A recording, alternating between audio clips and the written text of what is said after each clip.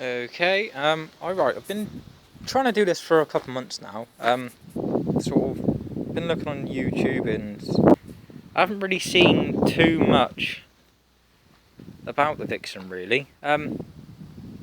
Seen sort of the other makes and models, but there's nothing really on Lexmotor Vixens when I've looked around really. So I thought I'd just do a little video, show you the sort of common faults about it and the joys of having a Lexmotor really. So when I first got this bike, I would say it was alright to begin with. Yeah, by the way, she does need a little bit of a clean. Yeah, sorry about the wind as well, it's I have been thinking about doing sort of one of these before, like I said, sort of just show you and highlight to be careful when you go and buy one and sort of to check all the major areas where it might go wrong. For example, I don't know how well you better see here. These little bolts are the studs that come out the exhaust manifold and everything like that. On the other side, they are pretty solid at the moment, but these two have both snapped before, so they have had to be drilled out and put new ones in. The one at the bottom is a 7mm compared to the one at the top, so sort of it's a common fault with the Chinese bikes really. So I would advise anyone, if they are going to buy one of these bikes, is the first thing to do is to actually change both of these studs on each side. I haven't done the other side at the moment, because you don't want to be riding that and at the snap. I've had that. That's a bad day.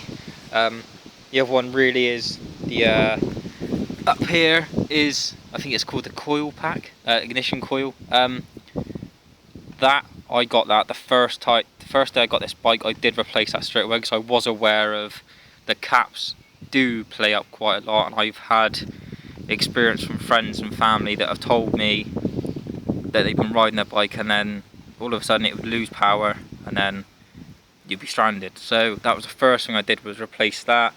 I think that was on eBay for about £7 or £8 or something. It's not expensive. Also, in my carb I have upgraded the jet, not by a lot, but it does make the bike run a hell of a lot better. Also, on this side, I did have a problem before when I was riding my bike, and all of these four, what they called, sprocket bolts or nuts or whatever you want to call them, they all snapped, so I was stranded. I'm not gonna lie, I was pretty pissed off. But other than that, there's not really much more to be sort of aware about it really. It's just sort of normal wear and tear of a normal bike really. Just be careful, look after her, or him, whatever you're going to call her. Also, when I got snapped about here, but it did still pass the MOT because it was all taped up and there was no sharp bits on it. As you can see, she does need a bit of a clean. I have done little bits of mods, just for example like the carbon fibre up here and stuff like that. Also she does, well, I should be able to show you. There is a little green bulb in there, you should be able to see it. It does light up. It is road legal because I don't have it on at night. Also on the speedometer and rev counter, they are both green as well. I think that's about it really for the bike. I have done some little bits and mods here and there really, but other than that, it's not a bad little bike. I can do about 285 miles to a tank really. There is only one really bad issue with this bike, and that is a rattly exhaust which I cannot get rid of, and that's how I replace both the exhausts on each side, which we're talking about 150 quid for a pair. But yeah, you should be able to hear it rattle.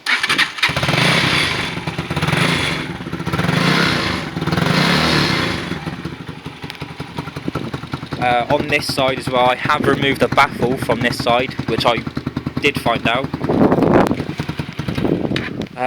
On that side, yeah, there's meant to be this little sort of part of metal, it's only about that long. If you do want to remove the baffle, the best way to do it is take the whole exhaust off, somehow clamp it so you can hold it, and then hit this with a hammer a couple of times until it breaks the seal, and then get a flathead screwdriver in there, make the make the gap a bit wider so you can slide this out. It does make a hell of a lot of difference. I don't know if you're able to hear it.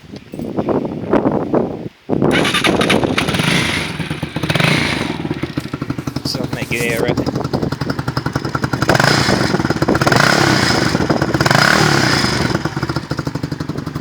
So yeah, as you can see, it does sound really nice. It does make a little bit of a popping noise when you're downshifting. Even upshifting now, I started to do it. I have done some little mods, like I've said. I have put some neons on it. I don't know if you'll be able to see today. They're up there. There's one there. There's one there. One there. One up there. Yeah, one up there. And then one actually underneath the front mudguard itself. On when you go and buy one of these bikes brand new, there will be a toolkit in there, but I got mine second hand. So also to be aware of, I forgot to say, these chain attachers, they do slide quite a lot. So I did replace both sides with new bolts and nuts, just to be on the safe side, really. I don't really, I just want to make everyone aware that they are really nice bikes to ride, and of course there is going to be issues, and of course you have to look after them. They're not, at the end of the day, they are 125s, so they are used to and built to just to be thrashed, but I really wouldn't do it on a daily basis. I've had bikes before, and they don't really last that long if you do thrash them, to be fair. There's other little wear and tear marks where I got the bike to begin with. Up here, I don't know if you want to notice today, there is a dent going actually across the tank. So, yeah, that wasn't a very nice thing to find out after I bought the bike. But I did get a little bit of a refund, so here you go. Also, actually, I forgot to say, on this side, the cast iron bracket, which is for the back brake and for the exhaust, that has actually snapped on mine. So at the moment, this is a bracket that I have made up on both sides, and it is strong enough for the back brake. So I don't really feel the need to replace it. I have spoke to a MOT tester, and he said that is fine, as long as it is strong enough, which it is. It won't go anywhere. Other than that, the little bits I've had done on the bike, for example, it has had a new clutch cable, a new clutch, new spark plug, the carb has been completely cleaned out, and I put the new jet inside, as a new battery. There's just little bits and bobs really that I've done myself just to make the bike run a tiny little bit better and a bit faster, really. God, that wind is getting fucking strong in it.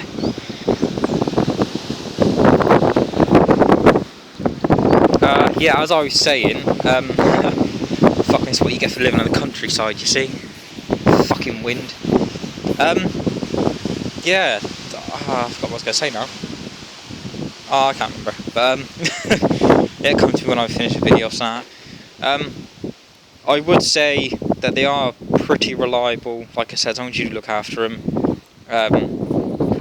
To be fair, I can roughly get about 65, but I will admit it does get fucking annoying because the white markings of the numbers isn't miles per hour, the little one underneath is. And to be fair, I will be replacing this for MPH one as soon as I can, because it does get bloody annoying because you cannot see it. So I've had to learn miles an hour just to stay legal, really. Like I said, I can get about 65 out of it. I have known people to get 70. I can get 70, but I wouldn't risk doing 70. I don't think the engine would last that much longer if I did all the time. Like I said, she is a cruiser, so she's not like the other 125s that you see about. I have been pulled over by the police before because they thought it was a 250, because of the twin exhaust, I suppose. But I will be giving her a clean, and I will be making sure she's nice and clean for the summer when we actually get some, I suppose. I will start trying to do some more little bits and bobs around, but to be honest, this is my first video, so sorry if I've rambled on a bit. I get told that quite a lot, to be honest. But yeah, if you want to know anything else about the bike, just please drop me a like, or drop me a comment and just share and like the video for me. I will be trying to do as many videos as I can on the bike and other bikes if you want to know about other bikes. Sort of just to give everyone a heads up about the Lex Moto Vixen, really, because I haven't seen much around. So if you do like the video, give it a like. If you don't like it, then give it a dislike. I really couldn't give a shit, to be honest. It's not going to affect me, to be honest. I've had videos that have been disliked before, so it's not going to affect me. But yeah, I will see you soon.